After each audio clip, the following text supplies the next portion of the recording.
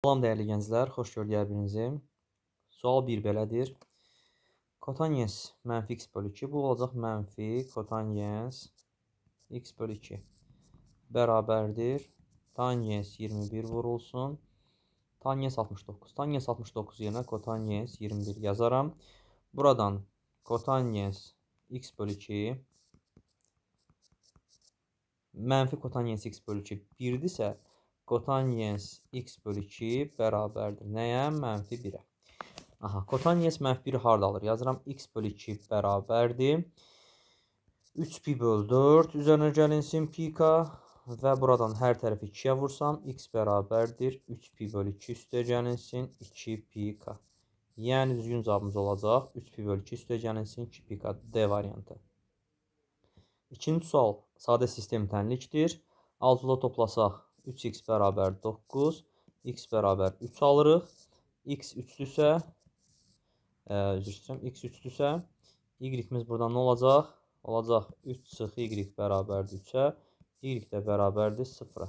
Deməli, x-imiz 3, y-imiz 0-dır. Bunların hasili olacaq 0. Üçüncü sualda mənfi 1-dən 5-ə qədər olan ədədlər x böyük bərabərdir mənfi 1 və kiçikdir 5 bərabərsinə deyən natural ədədlərin hasilini istəyir. Natural ədədlər dediyinə görə 1-dən 4-ə qədər. 1 vur, 2 vur, 3 vur, 4.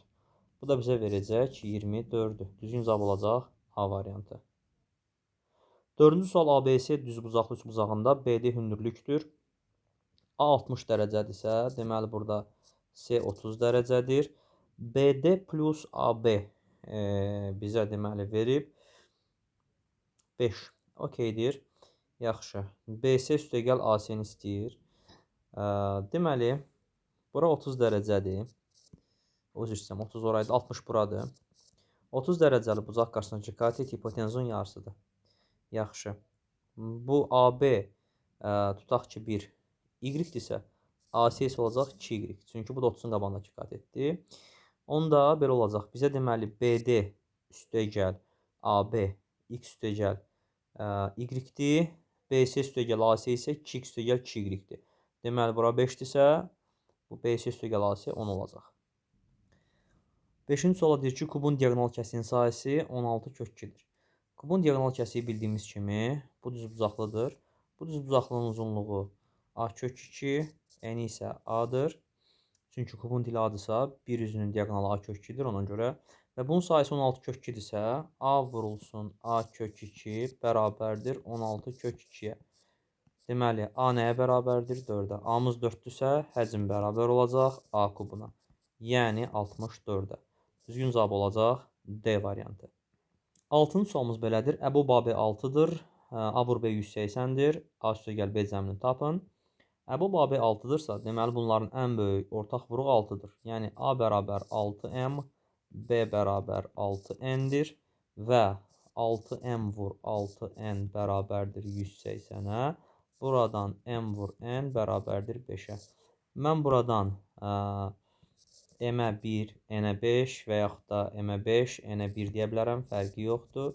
Onda A-mız olacaq 30, B-miz olacaq 6, A üstəgəl B cəmi olacaq 36.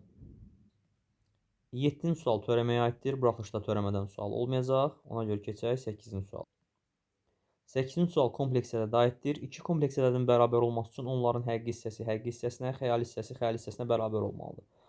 Birinci ədədin həqiqi hissəsi A üstəgəl B-dir. İkinci ədədin həqiqi hissəsi 7-dir. A üstəgəl B bərabərdir 7-yə. Birincinin xəyali hissəsi mənfi 3-dür. Bunun da xəyali hissəsi A vur B-dir. AB-də mənfi 3-dür. Yaxşı. Bizdən A kvadratı üstəgəl B kvadratını istəyir. Bunu yazıram mən. A üstəgəl B-nin kvadratı çıx 2AB. Və buradan alıram ki, 7-nin kvadratı çıx 2 vur mənfi 3. Yəni, 49 üzərinə gəlinsin. 6 bizə verəcək nəyi? 55-i. 9-cu suala keçid alırıq. Birinci moduldan 6-nı çıxartsaq mötərizə xaricinə 6 modul x üstəgəl 6 çıxılsın 2 modul x üstəgəl 6 bərabər 72 ifadəsini alırıq. Buradan 4 modul x üstəgəl 6 bərabərdir 72-yə. Modul x üstəgəl 6 bərabərdir 18-ə. Buradan bir dəfə x plus 6-ya 18 deyirik. X plus 6 18 deyirik. X olur 12. Digər tərəfdən x üstəgəl 6-ya mənfi 18 deyirik. X olur mənfi 24. Deyir ki, ən böyük qiymət ilə ən kiçik qiymətin fərqini tapın. Ən böyük qiymət 12-dir, ən kiçik qiymət mənfi 24-dür. Bunları çıxanda bizə nə verəcək? 36 verəcək. Düzgün cavab olacaq A variantı. 10-cu suala keçid alırıq. Deməli, burada 8 onda 1-in kvadratı kök altında. Kvadrat kök aparır, qalır 3 vur 8 onda 1. Çıxılsın. Bu isə 4-də 81 idi kök altında, olur 2-də 9. Yaxşı. Bunları çıxanda bizə nə verəcək? 24,3 çıxılsın 4,5. Verəcək 19,8. 11-ci sualda isə 6 faktorial çıx 5 faktorial böl 4 faktorialdır. Yaxşı. Buradan 5 faktorialı çıxartsam mötərizə xaricinə qalır 6 çıx 1 bölünsün 4 faktorial. 5 faktorial 4 faktoriala böləndə qalır 5. 5-i də 5-ə vuranda olacaq 25. 12-ci suala keçid alaq. A-nın hansı qiymətinə 9 üstü AX üstəgəl 1 bərabər 243. Tənliyinin kökü 1 olar. Kökü 1 olması üçün x-i yenə 1 qoyacam. Olacaq 9 A üstəgəl 1 bərabərdir 243-ə. Yəni 3 üstü 5-ə. Bunu yazıram 3 üstü. 9-u 3 üstü 2 yazsam 2A üstəgəl 2 bərabərdir 3 üstü 5-ə. Əsaslar bərabərdir. Qüvvətləri bərabərləşdirirəm. Buradan 2A üzərinə gəlsin 2 bərabər 5-ə. 2A bərabər 3-ə. A isə bərabərdir 1,5-ə. Yəni düzgün cavab olacaq A variantı. 13-cü suala baxırıq. Ədədi silsilədə A 937-dir, S12 324-dür. A1-i soruşur bizdən. S12 nəyə bərabərdir gənclər? S12 bərabərdir A1 üstəgəl A12 böl 2 vur 12. Bu da bərabərdir 324-ə. Buradan 12 ilə 2-ni ixtisar aparsam 6 qalır. A1 üstəgəl A12 nəyə bərabərdir? 324 bölünsün 6-ya bərabərdir. 324-ü 6-ya bölsək eləyəcək 54. Deməli A1 plus A12 54. Yaxşı gənclər. A9 isə 37-dir. Bunu yazıram. A9 da bərabərdir 37. Buradan A1-i tapmalıyam. Çox gözəl. Yaxşı, mən sistem tənliyi belə yazaram. Deməli, A1 üstəgəlinsin A1 üstəgəl 11D bərabərdir 54-də. Və A1 üstəgəlinsin 8D nəyə bərabərdir? Bərabərdir 37-yə. Düzdürmü? Yaxşı, aşağını 2-yə vursam, olacaq, yuxarıda qalacaq 2A1 üzərinə gəlsin 11D 54-dür. Aşağıda isə 2A1 üstəgəlinsin 16D 74-dür. Alt-alta çıxanda 5D 20-dir. D-miz 4-dür. D-miz 4-dürsə A1-i buradan tapa bilərik rahatçılıqla. A1-imiz nəyə bərabər olacaq? Deməli, A9 bərabərdir. A1 üstəgəl 8D ifadəsindən yazıram 37 bərabərdir. A1 üstəgəlinsin 32-yə. A1 buradan bərabərdir 5-ə. Düzgün cavab olacaq A variantı. 14-cü suala deyir ki, müstəvidən 20 sm məsafədə yerləşən nöqtədən müstəviyə uzunluğu 25 olan mail çəkilir. Yaxşı, buranın uzunluğu 25-dir. Bu mailin proyeksiyasını tap. Buradan bura məsafə də 20-dirsə, deməli bura nə qalacaq? 15. Proyeksiyanın uzunluğu nə qədər oldu? 15 oldu. 15-ci sual kvadrat üçədli verilmişdir və bu üçədli x-in hansı qiymətində ən böyük qiymət alır deyirsə, yəni dəyişənin hansı qiymətində ifadə ən böyük qiymət alır deyirsə, m bərabərdir mənfi b bölü 2 ad üstündən istifadə olunur. Desəydik ki, ifadənin ən böyük qiymətini tap, onda biz n bərabərdir 4ac çıx b kvadratı böl 4 ad üstündən istifadə edəcəkdik. Burada olacaq mənfi, b-miz 12-dir, 2 vurulsun, a-mız mənfi 3-dür, olacaq müsbət 2. Deməli, x-in 2 qiymətində ən böyük qiymətini alır. 16-cı suala baxaq. Şəkildə CD vətəri çevirən AB diametrinə paraleldir. CND çıxılsın DMB 36-dır. Yaxşı. Gördüyünüz kimi bura n, bura m-dirsə, bu qövsdə m-dir. Nəyə görə? Çünki paralel vətərlər arasında qalan qövslər bir-birinə bərabərdir. Bu üç qövsün cəmi 180 dərəcədir. Hardan bildim? Çünki diametr çevrəni 2 bərabər qövsə ayırır. 362-yə bölünür 180, 180. Ona görə yazıram 2m üzərinə gəlsin n bərabərdir 180 dərəcəyə. Və buradan yazıram ki, n çıxılsın m bərabərdir 36-ya. N çıx m bərabərdir 36. Yaxşı. Bunu n üstə gəl 2m yazıram ki, alt-alta çıxın bunları. Alt-alta çıxanda 3m bərabərdir 144-də m bərabərdir. Neçə? 48-ə. Okeydir. M-in ölçüsü 48-dir. Bizdən ADS bucağını soruşur. ADS bucağı daxil çəkmiş bucaqdır və söykənli qövsünün, yəni M qövsünün yarısına bərabərdir. Deməli, bucaq ADS olacaq 24 dərəcə. 17-ci suala keçid alaq. Deməli, bu ifadəyə baxırıq. 4 sinus kvadratı alfa üstə gəlinsin 2/5 çıxılsın 1/2 sinus kvadratı alfa bərabərdir. Olacaq 6 sinus kvadratı alfa üzərinə gəlsin 2/5 çıx 1. Bu da bizə verəcək 12 sinus kvadratı alfa 5-dirsə 6 sinus kvadratı alfa 2/5-dir. 2/5 üstə gəl 2/5 çıx 1. Bizə nəyi verəcək? Bizə verəcək 4-dür. 18-ci sual. Loqaritma aid sualdır. Deməli, loqaritma 7 əsasından sinus 90 neyinir? 1 eləyir. 7 əsasından 1 üzərinə gəlsin. Loqaritma 7 əsasından 64 vurulsun loqaritma 4 əsasından 49-u yazıram 2 əsasından 7. Yaza bilərəm? Əlbəttə ki, yazaram. Bu da bərabərdir. Deməli, loqaritma 7 əsasından 1 bizə verəcək 0. Bu ifadədən isə 7-lər getsə qalacaq loqaritma 2 əsasından 64. Yəni 0 üzərinə gəlsin loqaritma 2 əsasından 64. 2 əsasından 64-də neçə eləyəcək? 6 eləyəcək. Çünki 2 üstə 6 64-dür. 0 üstə gəl 6 bizə nəyi verəcək? 6-nı verəcəkdir. 19-cu suala keçid alırıq gənclər. İki oxşar konus verilibdir. Birincinin radiusu, yəni R1 bərabərdir 4-ə. İkincinin həcmi V2, yazıram bura, V2 bərabərdir 320 pi-yə və hündürlük bərabərdir H2 bərabərdir 15-ə. Buradan biz radius tapmaq üçün biz bilirik ki, konus həcmi 3/1 S oturacaq vur H-dır. 3/1 S oturacaq vur H bərabərdir 320 pi-yə. Məqsəd radius tapmaqdır təbii ki. Buradan getdi, qaldı 5. 320-ni 5-ə böləndə S oturacaq bərabərdir 64 pi-yə. Deməli, pi r kvadratıdır sahədə. Pi r kvadratı 64 pi-dirsə, gənclər, r 8-dir. Bunun radiusu 8-dir. Yəni, r2 8-dir. Deyir, birinci konusun həcmini tapın.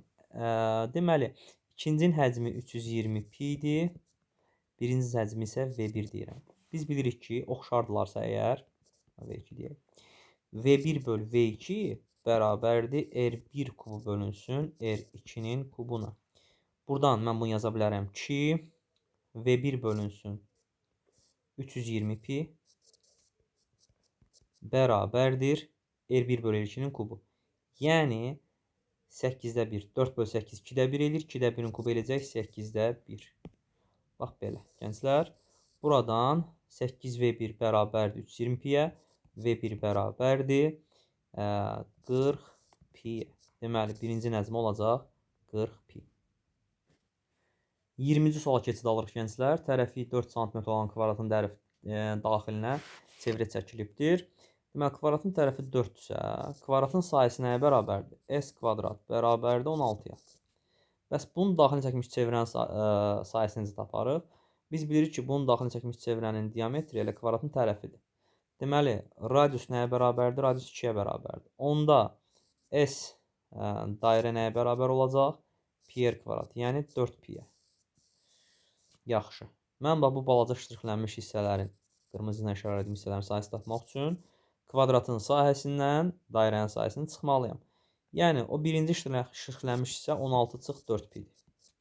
Bəs bunun daxilində də kvadrat var axı. Bunu da tapmalıyam. Bax bu göy hissəni tapmalıyam. Bu isə bunun diaqonalı, baxın, diaqonalı neçədir? Diaqonalı 4-dür. Düzdür? Yaxşı, diaqonalı 4-dürsə, tərəfi deməli nədir? 2 kök 2-dir. Bunun tərəfi 2 kök 2-dirsə, s balaca kvadrat bərabərdir 2 kök 2-nin kvadratına, yəni 8-ə. Bunun üstünə 8 gəlməliyəm. Bu da olacaq 24 çıx 4 pi. Yəni ştrixlənmiş hissənin sahəsi 24 çıx 4 pi-dir. 21-ci sualda isə ABC üçbucağında B-yə tən böləndir. Tən bölən isə bura tez alfa, alfa deyirəm. Ziqzaqa görə burada alfa olur. Onda buradan çıxır ki, DY AD-yə nədir? Bərabər, BD-yə bərabərdir. BD yəni DY-yə bərabərdir. DY 6-dırsa, BD də 6-dır və AD 3-dür. Bizə deyir SADY 4-dürsə, ABC üçbucağının sayəsini tapın. Gördüyünüz kimi, burada üçbucaq DAY ilə üçbucaq BAC oxşardır. Biz bilirik ki, üçbucaqların sahələri nisbəti onların tərəfləri ilə kvadratik asılıdır. Ona görə, bax fikir verin, bu üçbucağın tərəfi 3-dür, bu üçbucağın tərəfi 9-dur. Tərəflər nisbəti 1-in 3-ədir. Yəni, oxşarlıq əmsalı 1-in 3-ədir. Yəni, K 1-in 3-ədir. İki üçbucağın böyük üçbucağa olan nisbəti. Onda sahələr nisbəti 1-in 9-u olacaq. Onda balaca üçbucağın sayısı 4-dürsə, böyük üçbucağın sayısı olacaq 4 vur 9, yəni 36. 22-ci sualda sadə bir sualdır. Deməli, gördüyünüz kimi qrafikə görə verilib Ayxan və Elvin işlədiyi günlər və hazırlıq detallarının sayı. Deyir, Ayxan və Elvin birlikdə 84 detalı neçə günə hazırlayarlar? Baxın, Ayxan 6 günə 54 detal hazırlayırsa, Ayxan 1 günə neçə detal hazırlayır? 9 detal. Elvin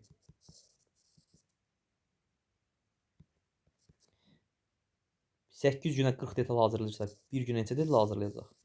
5 detal hazırlayacaq. Onlar ikisi birlikdə günə 14 detal hazırlayırlar. 14x bərabərdir 84-ə, x də nəyə bərabərdir? 6-ya. Deməli, onlar birlikdə 6 günə 84 detalı hazırlayarlar. 23-cü sual ehtimal sualdır. 14-ə qədər olan natural ədədlərdən təsadüfən seçilən birinin sadə ədəd olması. Sadə ədədlər hansılardır? 2, 3, 5, 7, 11, 13. Deməli, 6-dan 14. 6-dan 14, o da bizə verəcək 3 böl 7. 24-cü sualda diaqramda 3 qabdakı məhlulların tərkib hissəsi və onların miqdarı verilmişdir. Hər 3 qabdakı məhlul qarışdırılarsa, alınan yeni məhlulda şəkərin faizi nə qədər olar? Birinci qabda deməli 20 şəkər var. İkinci qabda 10 qram şəkər var. Üçüncü qabda 40 qram şəkər var. Cəmi şəkər nə qədərdir? 20 üstəgəlinsin 10 üstəgəl 40. Bəs məxrəcdə ümumi məhlulun kütləsi nə qədərdir? Birinci qabdakı məhlul 20 üstəgəl 40 60. İkinci qabda 10 üstəgəl 30 40. Üçüncü qabda 40 plus 60 100. Vur 100%. Bu da bizə verir, deməli 70 bölünsün 200 vur 100%. Bu da bizə verir 35%. Deməli, hər üç qabdakı məhlullar qarışdırılarsa, alınan yeni məhlulda şəkərin faizi 35% olar. Bu niyə belə oldu? Çünki maddə faizi bərabərdir. Maddə böl məhlul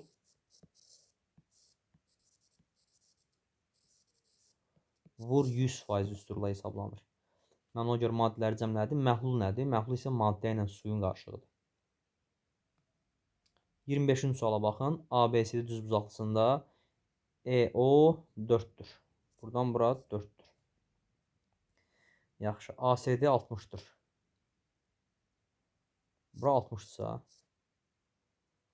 bura 30-dur. Burada 60-dır. Burada 60-dır. Yaxşı. Və onda bu hissəyə bərabərdir. Onda burada 4-dür. Deməli, AO 8-dir. Bəli, AO 8 isə diaqonal, yəni AC bərabər olacaq 16-ya. Bu nəyə görə belə oldu? Çünki bu bucaq 60 isə burada bərabər tərəf düzbucaq alınır. Yəni kiçik tərəf, düzbucaqlının kiçik tərəf diaqonalın yarısına bərabərdir. Diaqonal 2 bərabər hissəyə bölünüb deyə diaqonalın bölündüyü hissələr burada bərabər tərəf düzbucağı əmələ gətirir. Ona görə burada həm hündürlük, həm tən bölən, həm mediandır BY. Ona görə burada 4-4 bölündü. AO parçası 8 oldu. AO da AC-nin yarısı olduğuna görə AC oldu 16. Diqqətinizə görə sağ olun. İnşallah növbəti videolarda görüşərik. Sizinlə mən Faiq Məmmədov idi.